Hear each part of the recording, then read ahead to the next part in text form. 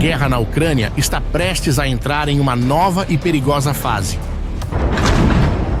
Após mais de 2 anos de conflito, tudo indica que a Rússia se prepara nesse momento para uma grande ofensiva.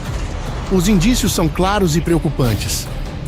A primeira evidência disso é que Moscou está reunindo agora uma gigantesca força de mais de 100 mil soldados que estão cercando as fronteiras da Ucrânia por 3 lados, segundo autoridades ucranianas e ocidentais.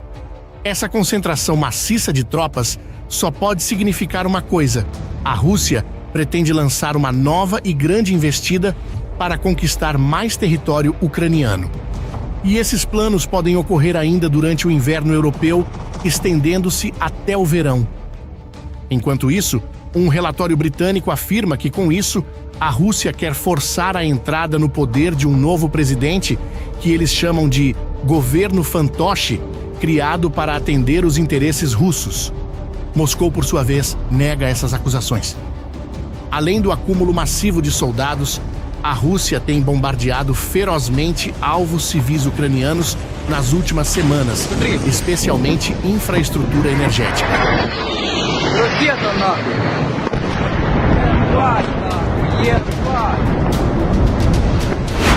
Um dos ataques mais devastadores foi contra o setor elétrico da Ucrânia na última sexta-feira, deixando muitos ucranianos sem energia em várias cidades. A Rússia lançou ataques usando mais de 60 drones explosivos e 90 mísseis no que autoridades ucranianas descreveram como o ataque mais brutal contra sua infraestrutura energética desde o início da guerra. O Ministério da Defesa da Rússia chamou os ataques de retribuição em resposta aos recentes ataques da Ucrânia dentro do território russo. O presidente Vladimir Putin havia prometido revidar após a Ucrânia aumentar os bombardeios na região de Belgorod. Mas o que fica evidente é que esses ataques brutais contra cidades como Kiev, Kharkiv e Zaporíjia têm um claro objetivo: enfraquecer as defesas ucranianas antes do assalto terrestre russo. Outro sinal claro das intenções de Moscou é a mudança no seu discurso oficial sobre o conflito. Pela primeira vez, autoridades russas admitem estar em um estado de guerra com a Ucrânia e não mais em uma operação militar especial, como insistiam em chamar a invasão. Essas palavras inflamadas foram ditas por Dmitry Peskov em entrevista para um jornal russo. Ele ressaltou que, inicialmente, essas eram apenas operações especiais que visavam desmilitarizar e desnazificar a Ucrânia. Com o tempo, conforme um grupo começou a se formar, se tornou uma guerra. Por grupo, ele quer dizer, em outras palavras, a participação de outros países ocidentais. Como você pode ver, os fatos indicam que uma nova e perigosa fase da guerra se aproxima. Somado a isso, mais e mais oficiais russos começam a usar a palavra guerra em seu discurso. Então, algumas perguntas inevitáveis surgem. O que esperar dessa grande ofensiva russa? Quais são os objetivos de Moscou agora? E, principalmente, como o Ocidente e a Ucrânia irão se preparar? Do ponto de vista militar, tudo indica que a Rússia provavelmente buscará avanços significativos no leste e no sul da Ucrânia. O Kremlin parece ainda interessado em tomar toda a região de Donbass, onde fica a cidade estratégica de Bakhmut. Também quer consolidar os ganhos territoriais no sul, especialmente em Kherson e Zaporíjia, às margens do Mar Negro. Esses avanços permitiriam à Rússia fazer uma ponte terrestre da Crimeia até a Moldávia, outro alvo potencial de Moscou. Diante desse cenário sombrio, surgem várias perguntas importantes. Primeiro, por que a Rússia estaria disposta a uma grande escalada nesta nova fase da guerra? Há alguns motivos plausíveis. Este pode ser o momento ideal para Moscou obter ganhos territoriais antes que novos equipamentos militares ou até tropas da OTAN estejam operacionais na Ucrânia. Além disso, apesar das pesadas baixas, o exército russo ainda mantém superioridade numérica na região. A Ucrânia sofre com escassez de munições e sua linha de frente está exausta e desgastada depois de 2 anos de combate.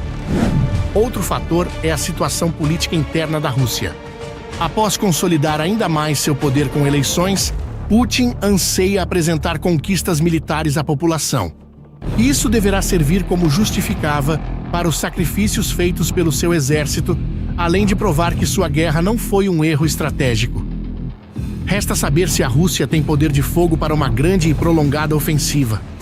As perdas humanas e materiais têm sido pesadas. As fileiras russas também sofrem com falta de equipamentos modernos e baixa motivação.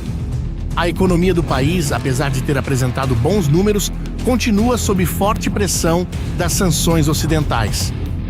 Ainda assim, seria um erro subestimar a capacidade bélica de Moscou. A Rússia permanece uma potência militar formidável, capaz de mobilizar centenas de milhares de homens. Seu complexo industrial militar ainda produz armamentos avançados, como mísseis hipersônicos.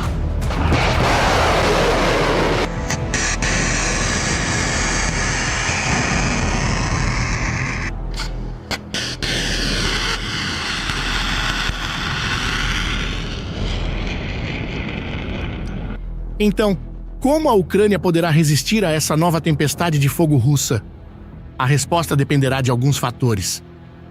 Primeiro, Kiev precisará de um fluxo constante de armas ocidentais para defender seu território. Como já vimos, os sistemas de defesa antiaérea e antimíssil são vitais para deter os bombardeios russos. Além disso, mais artilharia pesada é necessária para conter o avanço das tropas inimigas. A capacidade da Ucrânia de mobilizar reservistas e voluntários também será testada nos próximos meses. Kiev terá que recompletar suas unidades na linha de frente, desfalcadas após 2 anos de guerra. A resiliência do povo ucraniano também será crítica.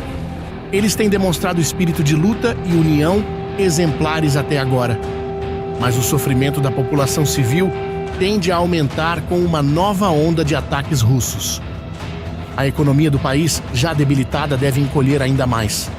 A reconstrução da Ucrânia depois da guerra exigirá centenas de bilhões de dólares e anos ou décadas de esforços. Por fim, é crucial manter a unidade política na Ucrânia. Até o momento, a liderança de Volodymyr Zelensky conta com certo apoio popular. Mas à medida que o conflito se arrasta e a situação se deteriora, cresce o risco de divisões internas. Diante desse panorama sombrio, o que pode ser feito para deter a guerra e evitar essa grande escalada?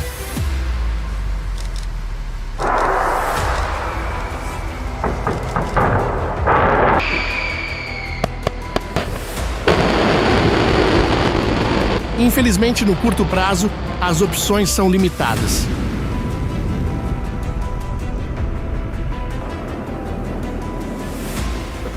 Muitos defendem a ideia de que uma negociação de paz agora seja prematura e arriscada. Significaria, em outras palavras, aceitar os ganhos territoriais da Rússia. Além disso, tudo indica que Moscou não entrará em negociações enquanto mantiver sua força militar intacta. Portanto, a prioridade ainda parece ser o Ocidente continuar apoiando a Ucrânia com todos os meios necessários para se defender. Isso inclui assistência econômica maciça para sustentar o país durante o conflito. Obviamente, a solução diplomática é o único desfecho sustentável para essa crise. Mas as condições ainda não existem para um acordo que respeite a soberania e a integridade territorial ucraniana. Mas, por enquanto, não há sinais de que a Rússia esteja disposta a uma solução negociada que não envolva a rendição da Ucrânia. Portanto, os ucranianos precisam se preparar para o que está por vir. A maioria deles diz que não tem para onde fugir e só pode esperar que a paz prevaleça em meio a constantes ameaças de ataques. Essas incertezas só alimentam cada vez mais o medo da população. Esperamos que você tenha gostado dessa análise que preparamos com muita dedicação. Deixe suas reflexões nos comentários e não se esqueça de se inscrever para receber mais conteúdo sobre esse tema. Aproveite para assistir nossos outros vídeos sobre os acontecimentos que estão escrevendo nossa história. Até o próximo vídeo!